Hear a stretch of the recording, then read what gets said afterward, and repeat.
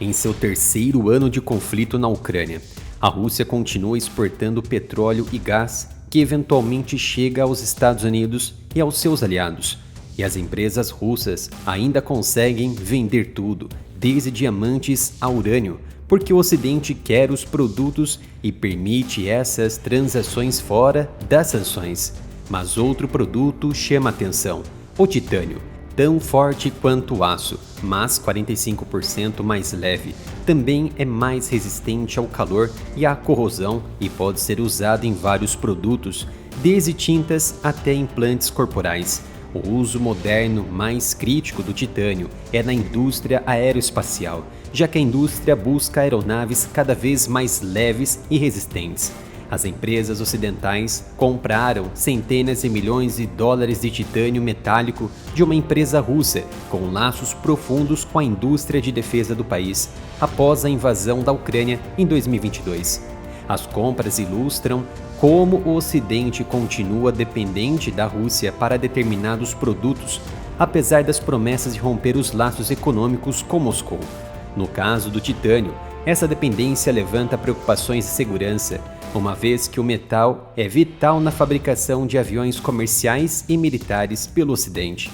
A Rússia poderia interromper o fluxo desses materiais e deixar empresas críticas para a defesa nacional e aviação civil no Ocidente em dificuldades, mas não o faz, em parte pela grande arrecadação econômica.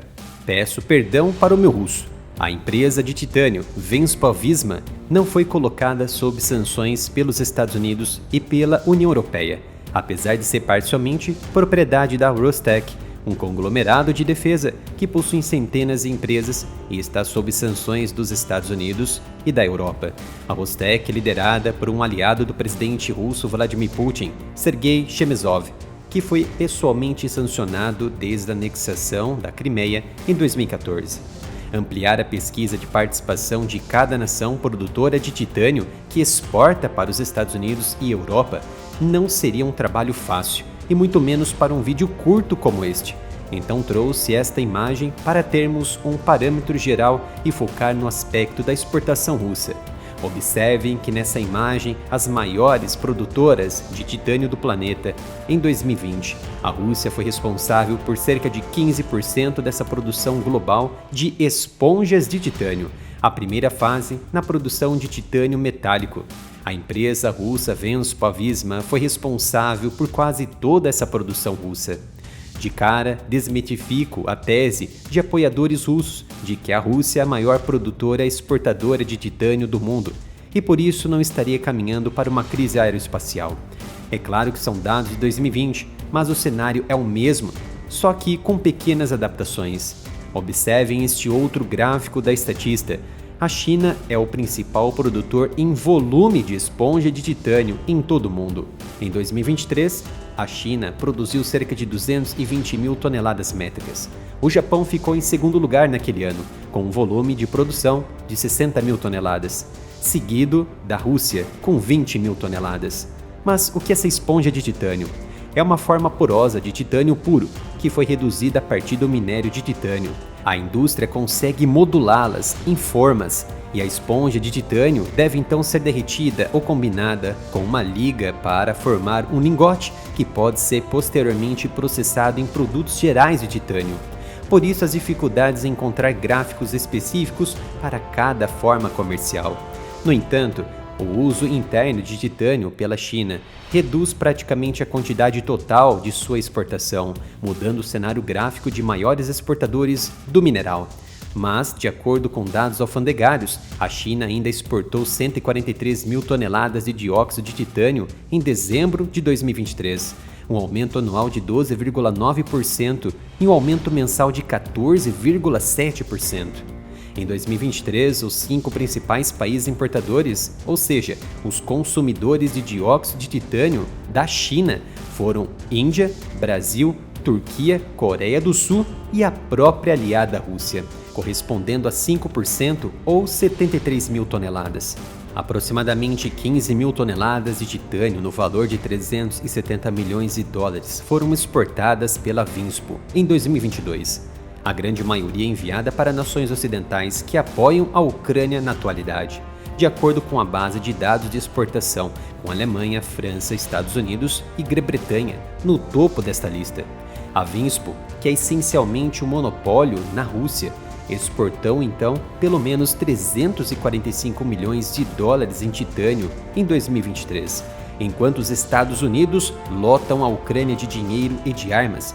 É claro que agora essa ajuda vai se estagnando, ao mesmo tempo injeta dinheiro na própria Rússia, em troca de produtos de alta qualidade de titânio. Isso me faz acreditar que a guerra na Ucrânia não terminará tão breve e Kiev pode não ser a vencedora. Pesquisar, analisar, editar e trazer conteúdo importante para vocês não é uma tarefa fácil. Você pode me ajudar se tornando um membro do canal. Ao se tornar membro, assistirá a vídeos muito antes de todos e terá seus comentários destacados. Clique no botão Seja Membro e ajude no crescimento do canal. Os americanos têm uma filosofia para o titânio, na verdade para outros elementos críticos também. Abre aspas, não deixe que os países estrangeiros controlem o fornecimento de titânio da América. Fecha aspas. Em setembro de 2010, uma traineira chinesa colidiu com barcos de patrulha japoneses no Mar da China Oriental, região reivindicada por ambos os países. Após o acidente, a China, que possui 97% das fontes mundiais de terras raras, cortou as vendas de terras raras ao Japão. Os preços dos eletrônicos fabricados no país, que utilizam terras raras, dispararam, e o comércio destas terras raras vitais não voltou ao normal durante 5 anos. Os escassos recursos naturais são frequentemente retidos por razões políticas. O titânio, um metal importante usado em inúmeras aplicações estratégicas, incluindo caças de combate furtivos, satélites espiões e mísseis dos Estados Unidos, tem potencial para ser o próximo alvo. Como consequência, a segurança nacional dos americanos está em risco. Os Estados Unidos dependem 100% das importações de titânio metálico primário. A China é líder global na produção de titânio metálico. O Japão é o segundo maior produtor mundial e a Rússia o terceiro.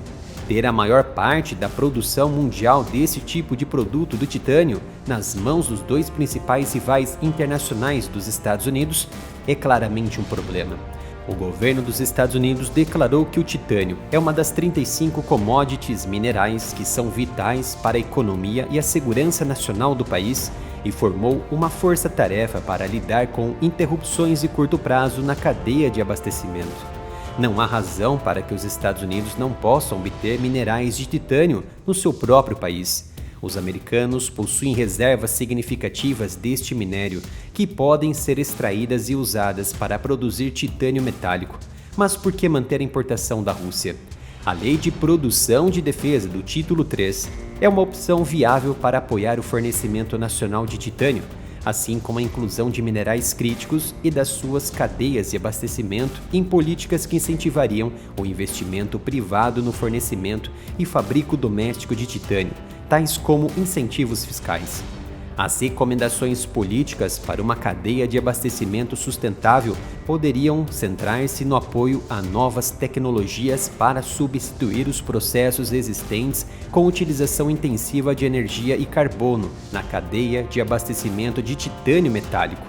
O Escritório de Manufatura Avançada do Departamento de Energia americano conduziu um estudo de largura de banda que mostra que pesquisas adicionais no refino de titânio podem levar a uma economia de energia de até 70% em comparação com o processo típico atual. Pois bem, está aqui um dos grandes motivos da dependência americana pelo minério russo, o gasto de energia interna. Assim como o gás e o petróleo, o titânio será o combustível dos atritos no futuro próximo da atual Guerra Fria 2.0. Diferente dos americanos e europeus, a própria Ucrânia e o Canadá colocaram a empresa russa sob sanções.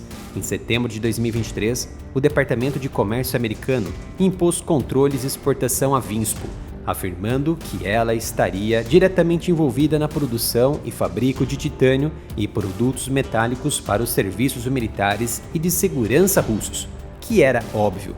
Esses controles proíbem as exportações de mercadorias para a empresa na Rússia, mas não de seu titânio para os Estados Unidos. Parece que a guerra incentivou ainda mais as importações na Europa.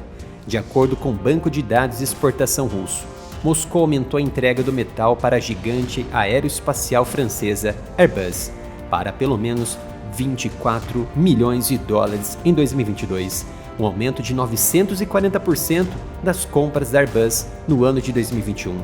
A Airbus disse em dezembro do mesmo ano que se dissociaria do titânio russo dentro de meses, mas a realidade é que continua recebendo mineral russo, de acordo com dados públicos de novembro de 2023. Já a americana Boeing, a principal rival da Airbus, seguiu um caminho totalmente diferente em 2022, quando anunciou que deixaria de comprar titânio russo, encerrando um relacionamento de décadas com a empresa russa Venspo.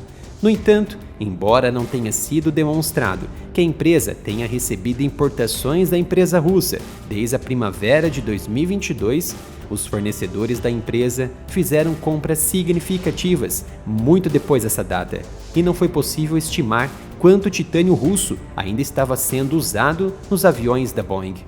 Por exemplo, o grupo Safran, a empresa aeroespacial francesa, que trabalha com motores e trens de aterragem para empresas aeroespaciais, incluindo a própria Boeing, viu as suas importações da empresa russa aumentarem em 2022. Executivos da Rolls-Royce, uma empresa britânica que produz motores para Airbus e Boeing, disseram na primavera de 2022 que parariam de comprar titânio russo.